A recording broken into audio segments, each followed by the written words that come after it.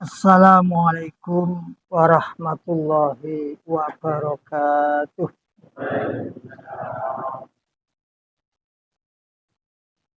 Alhamdulillah walladzi arsala rasulahu bil huda wa dinil haqq liyudhhirahu 'ala dini kullih wa kafa billahi syahida. Asyhadu an la ilaha illallah wa asyhadu anna Muhammadan abduhu wa rasuluh. Allahumma sholli ala Muhammad wa ala alihi wa sahbihi ajma'in. Rabbi shrah li sadri wa yassir li amri wahlul 'uqdatam min lisani yafqahu qawli, amma ba'du. Fa ya ayyuhal hadirun usikum wa nafsi bi taqwallah faqad fazal muttaqin. Dumateng para sesepuh bini sepuh, para ulama, ustadz lan khusus para pengasuh, khususipun dumateng para jamaah kaum muslimin muslimat Masjid Taklim Masjid An-Nur ingkang sampun kersa mendawamkan pengaosan saben Selasa malam Rabu. Lah mugi-mugi kanthi keistiqomahan panjenengan punapa ingkang panjenengan peroleh atau apa yang panjenengan dapat punika saestu mangke saged dipun cakake atau diamalaken senaosa namung sepin ya. Syukur-syukur saged istiqomah. Sholawat dan salam senantiasa tercurahkan dumateng junjungan kita Nabi besar Muhammad sallallahu alaihi wasallam, ugi dumateng para keluarganipun, para sahabat saha para pendherekipun, insyaallah dumugi kita pansedaya, amin Allahumma amin. Ingkang nomor 3, monggo sekedhik mawi sekedhik kita berusaha untuk meningkatkan takwa wonten ngarsanipun Allah Subhanahu wa taala dengan cara diantaranya mau mencari ilmu kados dalu punika, lajeng mangke ilmunipun dipun amalake, syukur saged istiqomah lan anggenipun ngamalake namung dipun tujuake napa lillahi ta'ala atau mencari ridho Allah Ta'ala, tidak karena yang lain. Karena menuntut ilmu bagi umat Islam hukumnya wajib. Jamaah yang insyaallah dipermuliakan Allah Subhanahu wa taala, kajian bab yang ke-7 dari kitab Tangkil Qaul, yakni fadilah siwak. Kemarin telah kita bahas yakni 3 hadis terkait masalah ya, 4 apa niku masalah siwak. Yang pertama terkait masalah toharoh, yang kedua hadis tentang bagaimana manfaat atau fadilah apabila kita punika nyuwun sewu nindakake salat dengan sikat gigi maupun tidak. Jadi kalau dengan sikat gigi, siwak itu atau sikatan itu ternyata lebih baik daripada sholat 70 rakaat dengan tanpa siwak. Maka fadilah-fadilah atau keutamaan yang demikian ini ringan, tapi fadilahnya besar. Ini monggo sami dipun tindakake. Kemudian hadis yang kedua, tasawwaku fa inna siwaka madharatun li fami mardatun li rabbi. Maka kita diperintah untuk bersiwakan atau bersikat gigi karena sesungguhnya sikat gigi itu selain juga membersihkan mulut, yakni baunya menjadi tidak berbau. Kemudian yang kedua, memperoleh ridho dari Allah Subhanahu wa taala. Maka podo-podo kita sholat, atau setiap kita mau sholat kadang-kadang kita mengambil air wudhu, maka apabila sehabis makan ya diusahakan untuk bisa mengerjakan sikat gigi. Kalau tidak bagaimana? Kalau tidak ya minimal itu kita berkumur. Atau kalau misalkan merasa ada ganjalan di sela-sela gigi ya kita terpaksa harus di antaranya sikat gigi. Kalau nggak ada ya tentu pakai cara yang lain. Ya misalkan dengan sodo atau apa itu insya Allah kotoran itu akan keluar. Maka dengan demikian di saat kita menghadap kepada Allah Subhanahu wa taala, maka bau mulut menjadi tidak berbau dan kita akan memperoleh fadilah atau keutamaan dengan sikat gigi atau membersihkan gigi tersebut.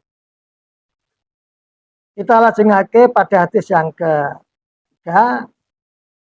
Wa qala sallallahu alaihi wasallam sittatun min sunatil mursalina al haya'u wal hilmu wal hijamatu wasiwaku wa ta'atturu wa kasratul azwaj. Hadis yang kedua punika Rasulullah SAW dawuh sittatun min sunanil rasul min sunanil mursalin. Terus ada 6 sunnahnya para utusan Allah atau para nabinya Allah. 6 ini yang pertama al-haya, yakni memiliki sifat malu. Yang kedua wal hilmu, kemudian memiliki sifat aris atau bijaksana. Wal hijamatu, kemudian mereka terbiasa untuk santok atau berbekal. Wasiwaku, dan tentu sikat gigi.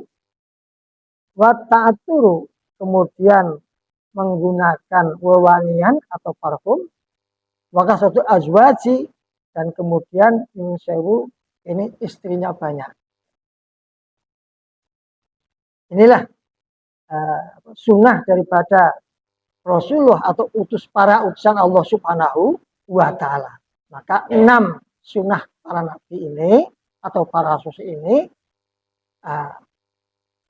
apabila kita mampu ya, monggo sami dipun tindak. Tapi di antara 6 ini yang paling berat mungkin yang ke-6 ya. Maka suratul azwaj.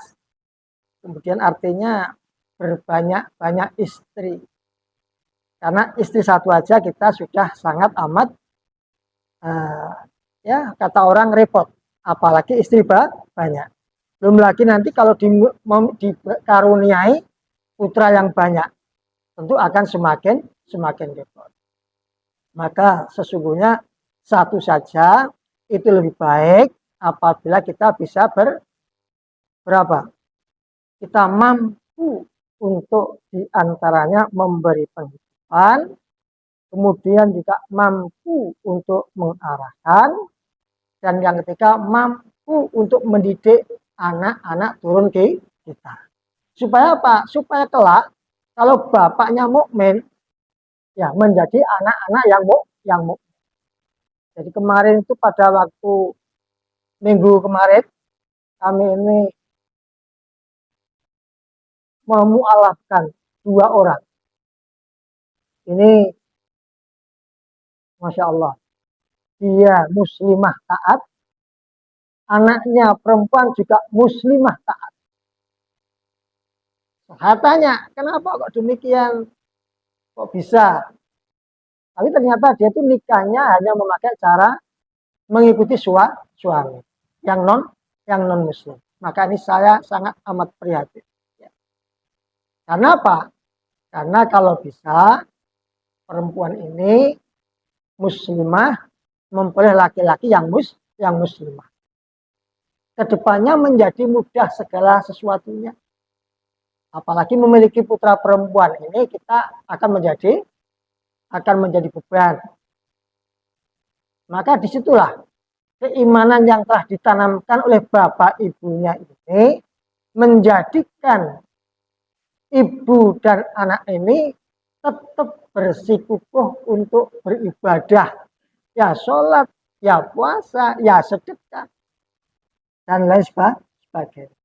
Maka ini kami takjub. Di antaranya mereka hanya caranya aja saya kurang setuju, tapi saya takjub terhadap apa? Terhadap keyakinan, keimanan atau ketauhidan yang mereka miliki. Saya tanya, apakah suaminya mengizinkan? Subhanallah, suaminya ternyata mengizinkan. Maka inilah kalau kita istilahnya mau mengikuti sunnah Rasulullah SAW, maka terhadap apa yang telah mereka contohkan atau mereka ajarkan, monggo sami pun tidak lanjut atau dikerjakan. Sifat malu tentu harus dimiliki seorang Rasul.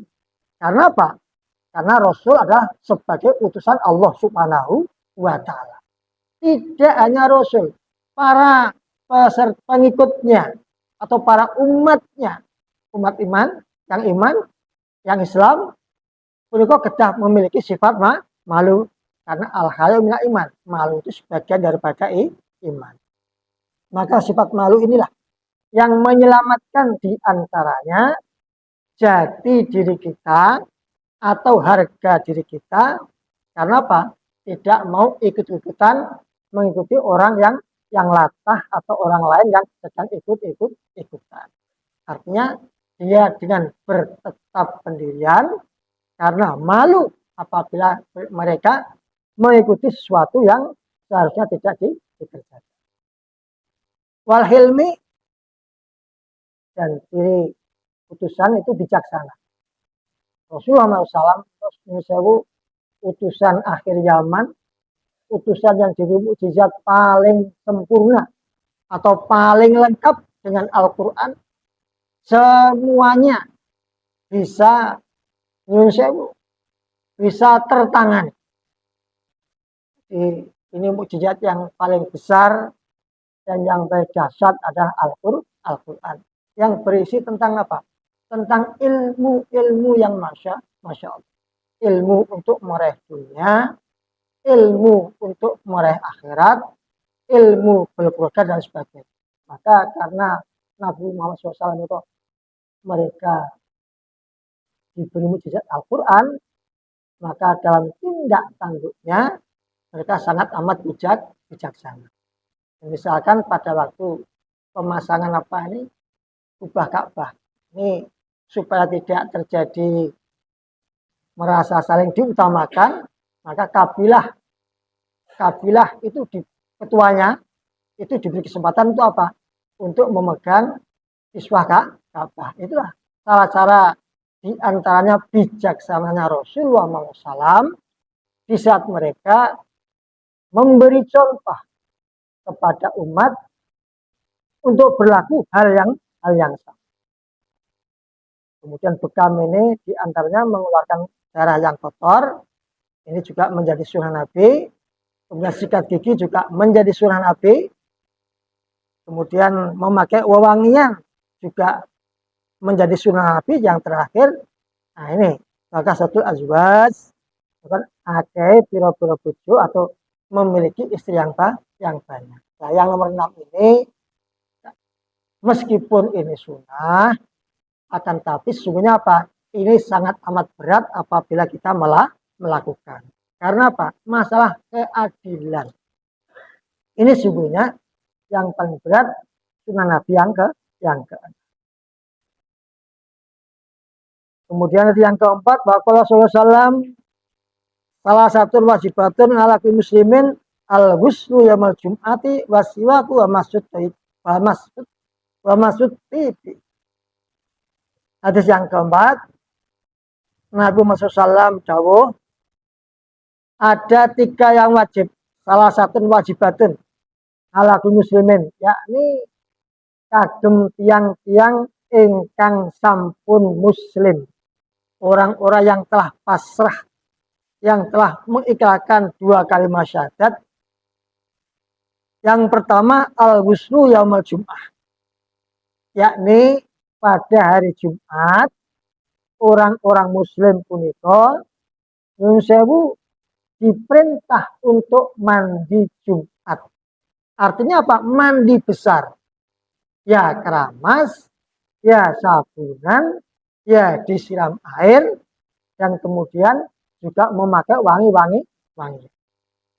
Maka para bapak-bapak dan ibu-ibu khususnya ngemutake dumateng para king putra putri ingkang kleresan dinten Jumat menawi badhe tindak masjid ampun kesuban kedah mandi besar atau mandi besar karena menggunakan keramas dan lain sebagainya.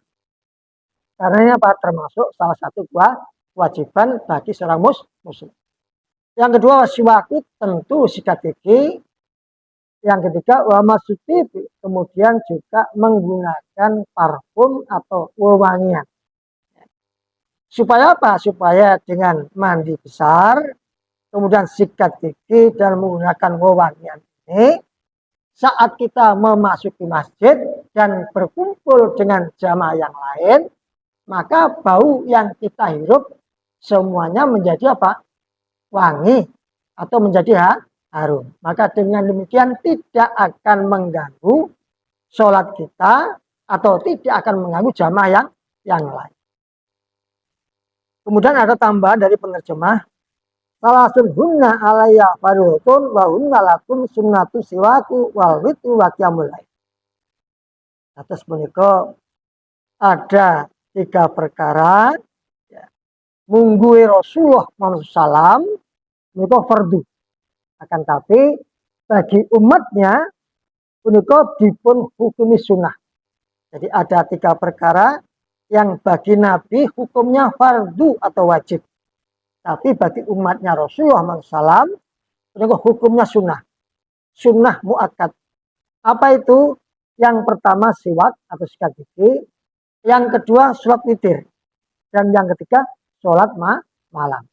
Nah, bagi utusan Allah, ketiganya ini menjadi wajib.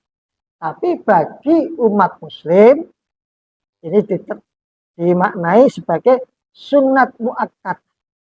Sunat muakkad itu sunat yang dianjurkan untuk setiap hari itu ya kita sikat gigi, kemudian sholat witir dan sholat malam.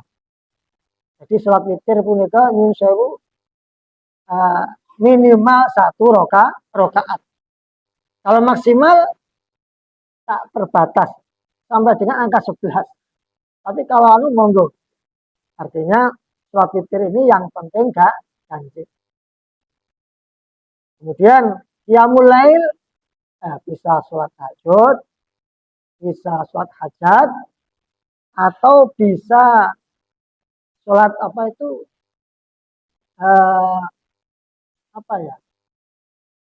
istikharah.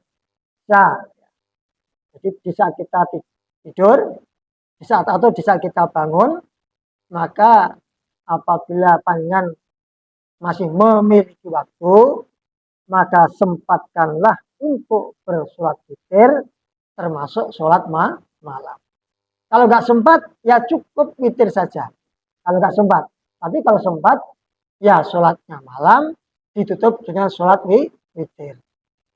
Jadi, minimal sholat witir 1 kali, kemudian sholatnya malam nyumanggake di batang panjenengan.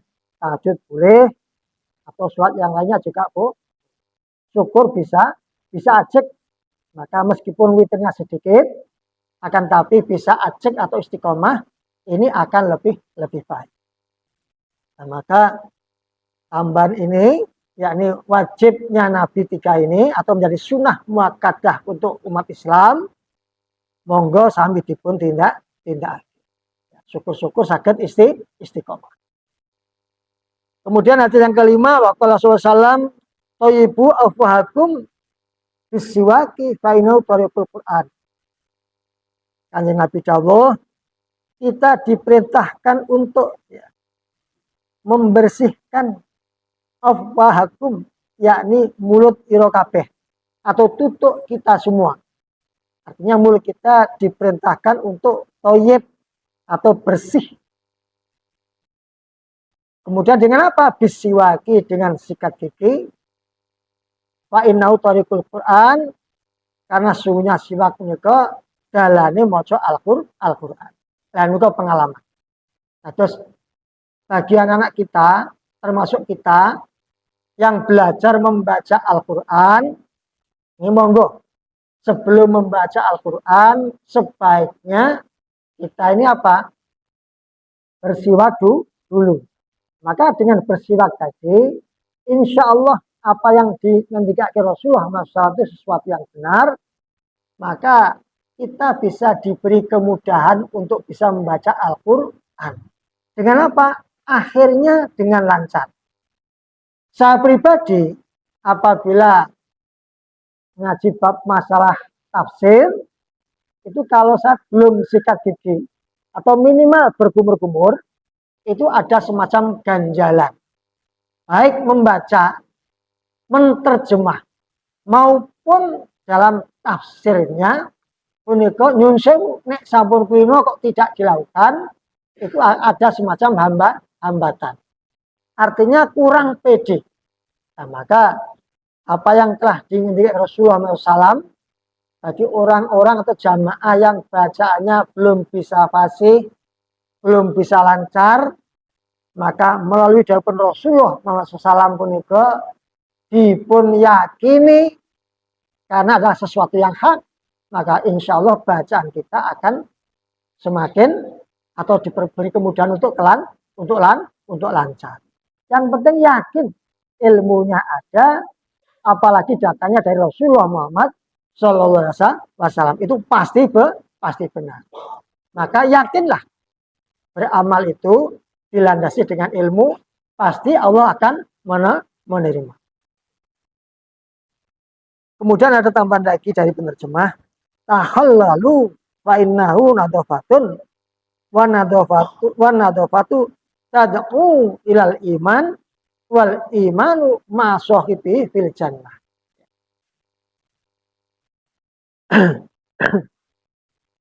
Jadi kita diperintah untuk ya tahallalu ya, untuk apa? Menyela-nyela.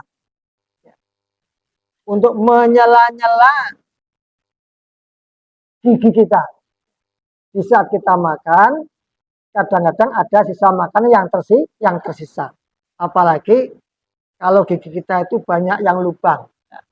Maka di sini diperintahkan untuk mengambil sisa makanan yang ada di gigi. Karena apa? Ini termasuk menjaga kebersihan mulut. Maka dengan kita mau membersihkan mulut ini, diterangkan mereka termasuk cabangnya daripada iman.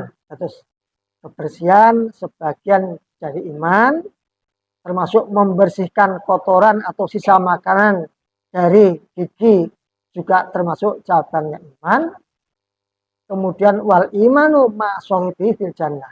Maka iman inilah nantinya yang akan menuntun kita menuju ke surganya Allah Subhanahu wa ta'ala. Jadi berbahagialah orang-orang yang telah Islam, berbahagialah orang-orang yang telah beriman, kemudian tidak hanya ngaji saja, akan tapi juga mau mengamalkan ilmu yang telah mereka diperoleh. Maka dengan demikian iman kita menjadi apa? Sempurna.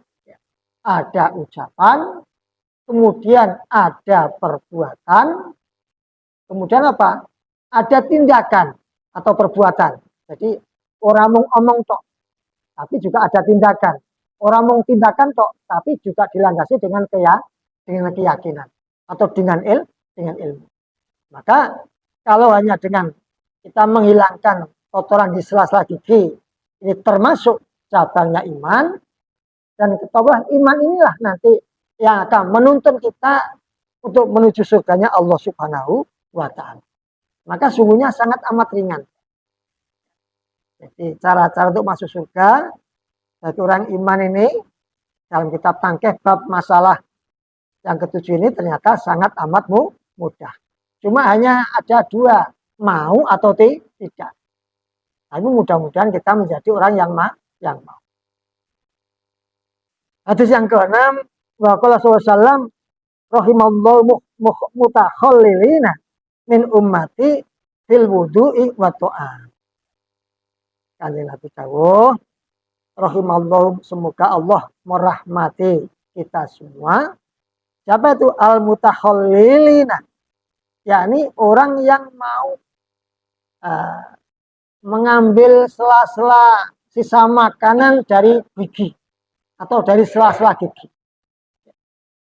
Kalau tadi kita akan mudah dituntun ke surga dengan keimanan membersihkan sela-sela gigi, maka kalau di sini Allah akan merahimi atau merahmati kepada para mutakhallilin, yakni orang yang mau membersihkan giginya sisa-sisa makan tadi, min ummati, kata Nabi, dari umatku, fil wudu'i, kemudian ketika wudu, wa ta'am, dan ketika ibadah. Sekali lagi, kalau kita mau wudu, berarti kita mau sholat. Maka biasanya kita makan dulu, kemudian baru mengambil wudu, baru nindaki ibadah sholat. Maka bersihkanlah gigi panjenengan dari kotoran atau sisa makanan yang ada. Dengan apa? Dengan selulit atau dengan tusuk gigi. Cuma tusuk gigi nanti akan dibahas di sini. Nah, supaya apa? Supaya nanti jamaah tahu mana tusuk gigi yang dikehendaki atau yang diinginkan Rasulullah SAW dan mana yang tidak. Nah, pada hadis yang ketujuh ini Kanjeng Nabi jauh waqala sallallahu la tatakhallalu bil asi warroihani wal qosobi fainau yursul iklah. Nabi dawuh la tatakhallalu, ojo podo nyelani sira kabeh bil asi kawan kayu garu, kayu as. Jadi kita dilarang untuk tusuk gigi dari kayu garu atau kayu yang harum. Warohan, ya, termasuk kayu cendana, tidak boleh. Karena apa? Di samping kayu ini harganya mahal, maka kalau kita gunakan tusuk gigi, ini ternyata dilarang oleh Rasulullah Muhammad SAW. Meskipun mereka jabatannya tertinggi atau jabatannya mereka tinggi. Jadi kita dilarang untuk menggunakan tusuk gigi dari kayu yang harum, baik kayu garu maupun kayu cendana. Yang ketiga apa? Wal kosobi dan pohon bambu. Itu spring atau jiting sate yang dulu sering kita gunakan dan dulu juga saya sering menggunakan, ini ternyata tidak baik untuk digunakan tusuk gigi. Tapi faktanya di rumah makan atau warung-warung kecil itu tusuk gigi itu biasanya berasal dari bambu. Ada yang bagus dari kayu pinus, akan tapi sangat amat jarang. Yang paling sering kita temui yakni kayu atau berasal dari bambu. Ini oleh Nabi termasuk larangan. Nah, kenapa dilarang? Fa'innahu, maka sungguhnya dilarangnya menggunakan kayu garu atau kayu cendana atau dengan bambu tadi, yursul iklah. Mereka bisa menyebabkan gigi kita rusak atau gigi kita rontok atau gigi kita lupa. Nah, ini contohnya saya sendiri ya. Jadi saya ini dulu waktu di media ini setiap bulan minimal 10 hari saya pergi. Jadi tentu saja makannya juga di jalan, dan yang namanya selulit atau tusuk gigi itu kebanyakan dari pohon bambu atau dari bahannya dari bambu. Maka saya baru merasakan ternyata betul ya. Jadi apa yang diinginkan Rasulullah SAW itu adalah sesuatu yang hak.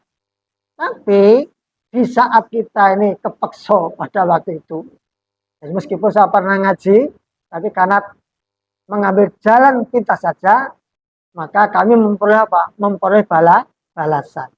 Balasannya apa? Giginya banyak yang tumbang. Maka ternyata Nabi Muhammad SAW sudah mengingatkan jauh-jauh hari untuk tidak berselulit atau bertusuk gigi dengan sesuatu yang harum atau kayu yang wangi, termasuk juga menggunakan bambu. Kalau nggak ada apa-apa, ya mungkin bisa ya, sapu lidi itu bisa, pakai sodo bisa, atau pakai bunga mawar itu yang pucuk itu bisa. Saya menggunakan itu. Atau pakai apa? Jeruk bisa. Jurinya jeruk itu bisa. Tapi lancipnya diambil dulu, itu bisa. Karena jeruk juga harum ya, harum. Inilah diantaranya larangan untuk menggunakan tusuk gigi dari Rasulullah Muhammad Sallallahu Alaihi Wasallam. Kemudian hadis yang ke-8, wa qala sallallahu sholatun bisiwakin khairum min sab'ina sholatan siwak. Ini seperti yang pertama dulu ya. Jadi Nabi ngendika sesungguhnya sholat dengan sebelumnya didahului dengan bersikat gigi, khairun itu lebih baik min sab'ina sholatan dari 70 sholat rakaat siwakin dengan tanpa sikat gigi. Maka sekali lagi ini keutamaan daripada sikat gigi yang bahasanya termasuk panjang. Karena apa? Hadis-hadisnya banyak dan contoh-contohnya juga sangat amat banyak. Maka dengan kerso sikat gigi aja kita dilipatkan 70 kali, maka tentu kalau kita memungkinkan, ya kita sebelum sholat kita harus membersihkan mulut kita dengan sikat gigi. Minimal berkumur. Hadis yang ke-9, waqala sallallahu mazala Jibrilu yusini bisiwaki hatta khosyitu ayat utanna asnani.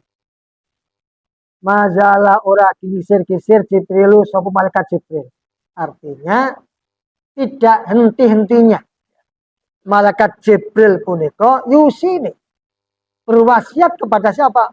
Rasulullah Muhammad Sallallahu Alaihi Wasallam. Apa wasiatnya Jibril kepada Rasulullah SAW?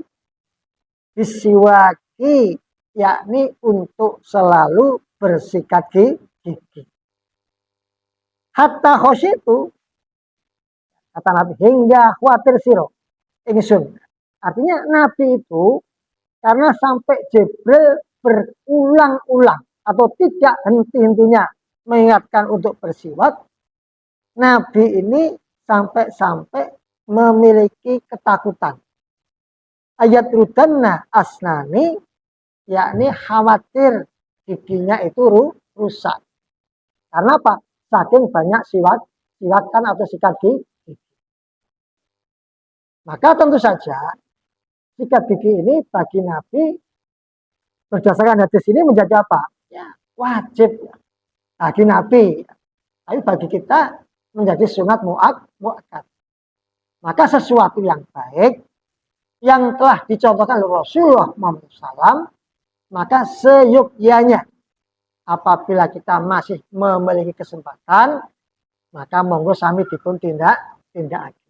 Loh, Kanjeng Nabi kemawon di saat memperoleh wasiat siwak atau sikat gigi dari malaikat Jibril yang berulang-ulang, ini juga masih memiliki ketakutan, jangan-jangan nanti gigi saya rusak. Niku seorang nabi. Nah, tentu kita sebagai umatnya, setelah kita tahu, oh ternyata siwakan ini menjadi semacam kewajiban bagi para utusan Allah. Maka kita sebagai umatnya, monggo sami dipun teladani atau dipun tindak. Apa yang telah dicontohkan oleh Rasulullah Muhammad Sallallahu Alaihi Wasallam. Kemudian hadis yang ke-10, Wa qala sallallahu alaihi wasallam, lan ngendika sapa Nabi sallam, umirtu bisiwaki hatta khiftu ala asnani. Hampir sama. Umirtu yakni den dawuhi sapa ingsun bisiwaki kelawan siwakan atau sikat gigi hatta khiftu hingga kuatir sapa ingsun ala asnani ing ngatasé runtuhe pira-pira untuk ingsun. Artinya hadisnya ada beberapa terkait dengan perintah siwak ini. Ternyata Rasulullah Muhammad SAW sendiri juga memiliki kekhawatiran giginya nanti akan rontok atau akan rusak. Maka begitu banyak, hadisnya sangat amat banyak. Ini hanya ada beberapa. Maka apa yang bisa kita dapat daripada bab siwak ini? Nah, tentu dengan adanya hadis yang begitu banyak tadi, maka siwakan itu menjadi sesuatu yang sangat amat penting. Untuk apa? Untuk menjaga kebersihan mulut. Di samping itu juga untuk menjaga kesehatan gigi. Selain itu, juga untuk menjaga di saat kita ini bersua atau bertemu dengan para jamaah atau dengan rekan-rekan kita, ini dengan bau mulut yang tidak berbau ini akan menjadi apa? Komunikasi akan menjadi lancar. Nah, kemudian bagi ada sebagian orang yang mereka diberi penyakit di antaranya mulut. Maka orang yang demikian ini apa? Terhadap hadis-hadis yang telah kami aturake di materi panjenengan, maka mereka juga semakin rajin bersiwak atau bersikat gigi. Supaya apa? Minimal mengurangi bau mulut yang ada. Karena apa? Karena bau mulut ini ternyata menurut kesehatan, bisa juga karena gigi yang kotor, bisa juga karena faktor penyakit. Yakni bisa karena penyakit dalam. Atau bisa juga karena gigi kita berlubang. Ini akan menyebabkan apa? Bau gigi tersebut muncul. Dan kami pernah mengalami, maka tentu terhadap hal yang demikian ini apa? Kita juga bersabar. Di saat memperoleh musibah seperti itu kita mestinya harus bersabar. Karena apa? Karena Nabi telah dahulu kala mengingatkan kepada kita untuk apa? Untuk selalu membersihkan mulut di antaranya dengan cara bersiwak. Hanya karena kita ini enggan atau hanya karena kita ini malas sehingga apa yang pernah diperintahkan dan dicontohkan oleh Rasulullah Muhammad SAW, bahkan sampai resiko-risikonya pun Nabi ternyata juga menjelaskan takut giginya rontok. Ternyata apa? Ternyata gigi-gigi itu masih kuat atau masih utuh meskipun usianya sampun sepuh. Kami termasuk orang yang tidak beruntung. Karena apa? Karena saya tidak taat untuk bersiwak gigi pada waktu itu. Tapi juga karena sebab, karena saya sering pergi. Jadi sehingga tidak sempat untuk membersihkan mulut dengan gigi. Paling kalau sholat dulu itu saya, kata bapak saya minimal disuruh berkumur, ya berkumur-kumur itulah. Cara membersihkan kami pada waktu kita bepergian. Nah, kemudian rontoknya gigi yang kedua. Saya sering menggunakan yakni obat. Obatnya maaf, Masya Allah, mujarab. Akan tetapi risikonya sangat amat berat. Jadi karena saya sering keluar kota, maka di saat gigi saya ini sakit, maka saya harus mencari obat yang cepat. Saya memang tidak pernah ke apotek, ini pengalaman. Saya hanya menggunakan bawang putih. Ternyata bawang putih itu sekali kremus, terus sekali, jangan dilepas, hitung sampai dengan 1 menit, maka lepaskanlah bawang yang telah panjang kremus tadi, kemudian buang, kemudian berkumur-kumur. Insya Allah gigi panjenengan akan sembuh. Ini saya sudah berkali-kali. Cuma resikonya sangat amat berat. Apa itu? Gigi kami akan menjadi ringkih. Karena apa? Karena tidak tahan menahan beberapa kali kunyang bawang putih yang kami yang kremus tadi, yang kami geget, tidak boleh lepas. Jadi rumus sakit gigi nek pengen cepat cuma berisiko kremus bawang sekali, tunggu 1 menit, setelah itu kumur-kumur insya Allah sembuh. Neng kedah yakin. Nah inilah bahasan yang ketujuh, bab yang ketujuh terkait dengan siwak telah selesai. Mudah-mudahan ilmu-ilmu yang mudah ini sebagaimana dicontohkan oleh Rasulullah SAW, kita bisa mengerjakan atau bisa mengambil hikmah atau fadilah keutamaan daripada hadis-hadis bab masalah sikat gigi. Ya mungkin sebelum saya tutup, mungkin ada yang kurang jelas terhadap hadis-hadis yang kula aturaken dumateng panjenengan. Nek badhe nyuwun pirsa nyumanggake.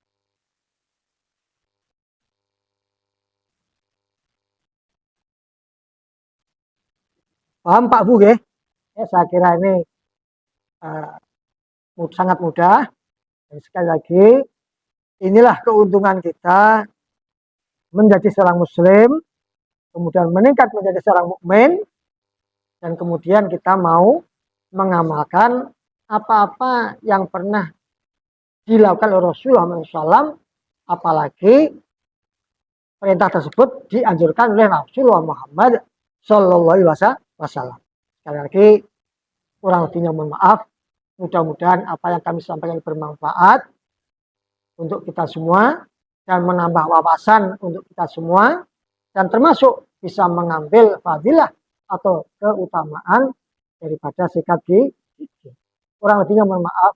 Ada benarnya dari Allah, ada kekurangan dari kita sendiri. Bila taufiq hidayah. Assalamualaikum warahmatullahi wabarakatuh.